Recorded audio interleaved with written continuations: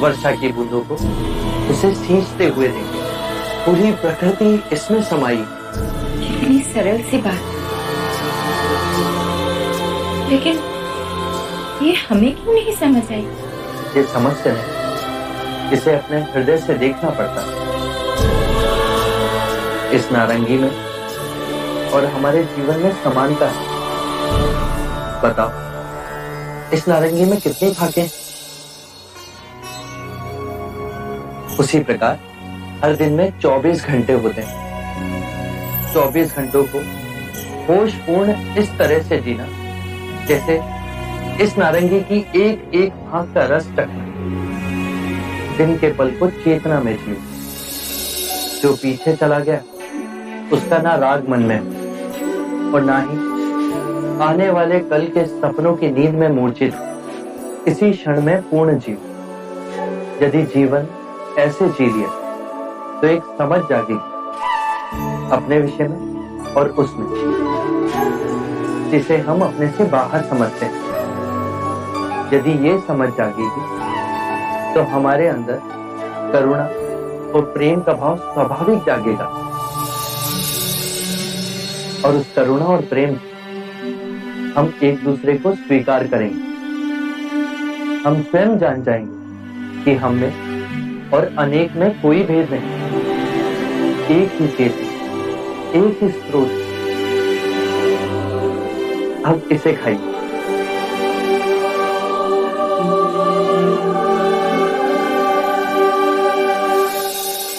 दीदी, ये वस्तु तो आप लाना भूल ही गई।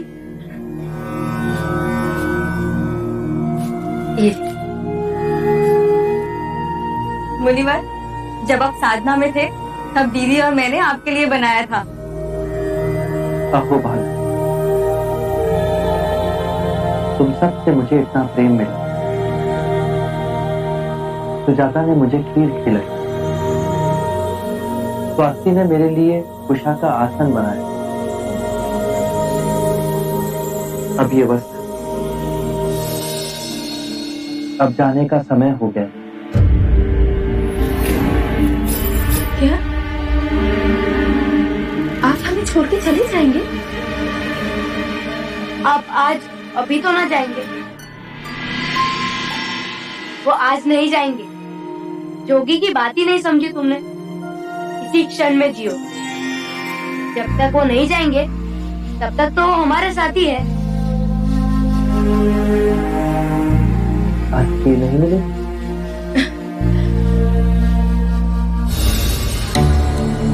आप चले जाएंगे तो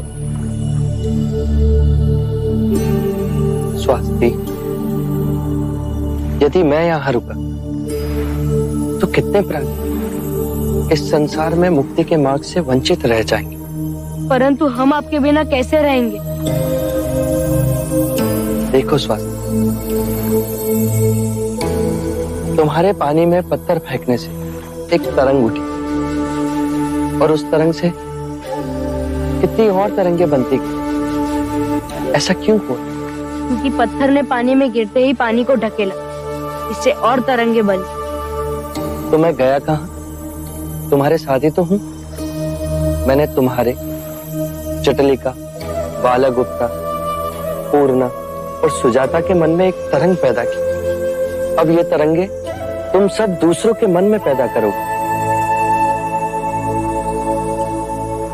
और आप दूर जाके सबके मन में तरंगे पैदा करेंगे। इसे हम ज्ञान मार्ग कह सकते हैं। हाँ स्वास्थ्य, और इस मार्ग पर चलकर पूर्ण जागरूकता प्राप्त होगी। क्या हम आपको पूर्ण जागरूक व्यक्ति कह सकते हैं?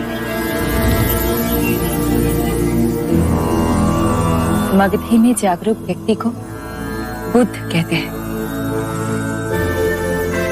क्या हम आपको बुद्ध कह के संबोधित कर सकते हैं? अवश्य। बुद्ध, बुद्ध, बुद्ध, बुद्ध, बुद्ध, बुद्ध, बुद्ध, बुद्ध, बुद्ध,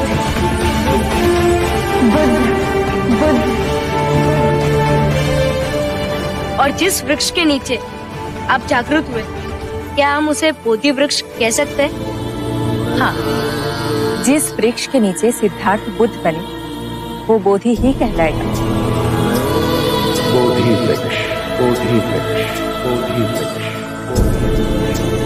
बोधि वृक्ष, बोधि वृक्ष, बोधि वृक्ष।